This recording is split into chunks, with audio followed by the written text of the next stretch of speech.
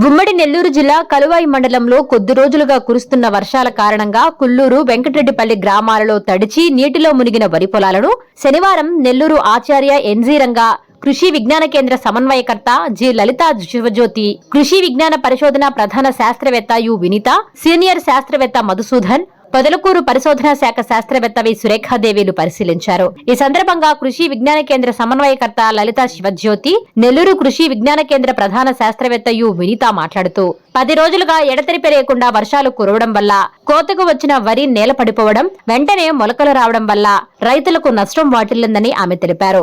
ఉప్పు ద్రావణం పిచికారీ చేయడం వల్ల కొంతమేర రైతులకు ఉపశమనం కలుగుతుందని, అయితే పూర్తిగా నీటిలో మునగడం వలన ఈ నష్టం వాటిల్లిందని వారు తెలిపారు. అనంతరం మీడియాతో మాట్లాడారు.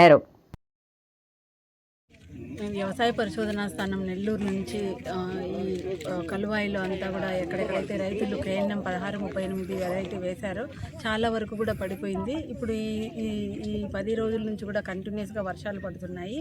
ముఖ్యంగా ఈ రైతులకి మనం చెప్పేది ఏంటంటే, ఎడగారు సీజన్ అనేది మనకి కట్ ఆఫ్ డేటే, అంటే ఏప్రిల్ 15 నుంచి మే 15 లోపల నార్లు పోసుకోవాలి.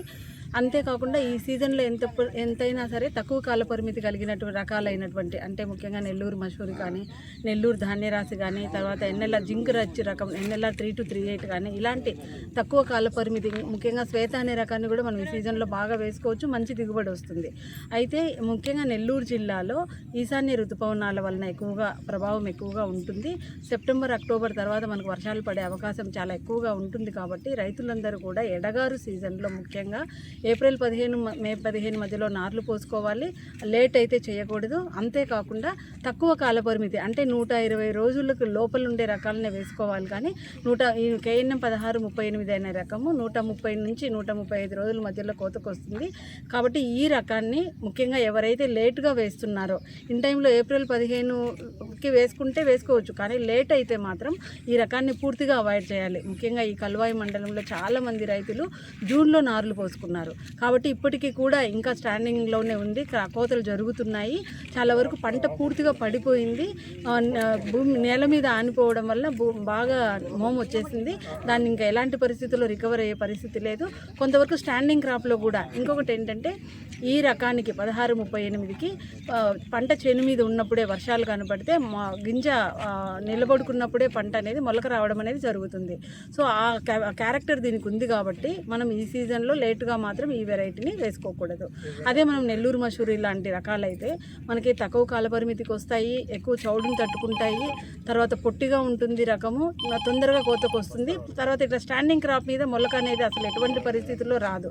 సో ఈ రైతులందరికీ మేము ముఖ్యంగా మా కోరడం ఏంటంటే, ఏప్రిల్ 15 నుంచి మే 15 మీద నార్లు పోయాలి, తక్కువ కాల పరిమితి కలిగిన రకాలు వేసుకోవాలి. అది ముఖ్యంగా.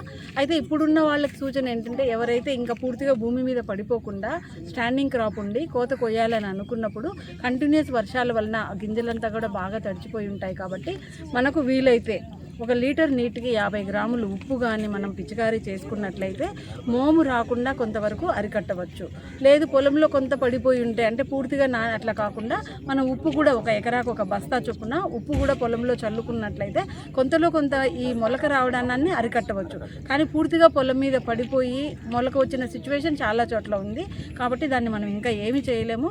సో ముఖ్యంగా రైతులకు మేము ఇచ్చే సూచన ఏంటంటే, 120 రోజులకు అయిపోవాలి, మే 15 లోపల నార్లు పోసుకోవాలి. అది ముఖ్యంగా ఈ కలువాయి రైతులకి మేము చెప్తాను.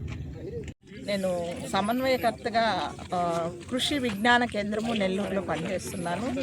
ముఖ్యంగా మనకు 1 వారం క్రితం నుంచి ఎక్కువ వర్షపాతం అనేది నమోదైంది. ఈ వర్షపాతానికి మనకు ఇక్కడ ఇవాళ మనం గమనించింది, అనంతసాగరం మండలము, కలువాయి మండలంలో మేము పర్యటించాము ఉదయం నుంచి.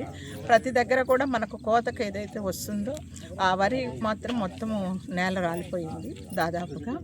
దీనికి ముఖ్య ఉద్దేశం ఏంటంటే, మనకు రైతు సోదరులు ప్రస్తుతానికి ఇక ముందు, అంటే ఇప్పుడు ప్రస్తుతం ఉప్పు ద్రావణం చల్లుకొని పనులు ఎత్తిపెట్టుకొని చేయమంటున్నాం. కాకపోతే కొద్దిగా కష్టంతో కూడుకున్న పని అని వాళ్ళు ఇబ్బంది పడుతున్నారు.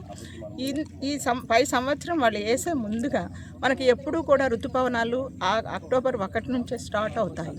అందుకని మనం ఈసారి వేసే వరి పంటను సెప్టెంబర్ 15 లోపల వాళ్ళు కోసుకునేటట్లుగా రకాన్ని ఎంచుకొని ముందుగా విత్తనం విత్తుకునేటట్లయితే ఇటువంటి పరిస్థితులు మనం నివారించుకోవచ్చు.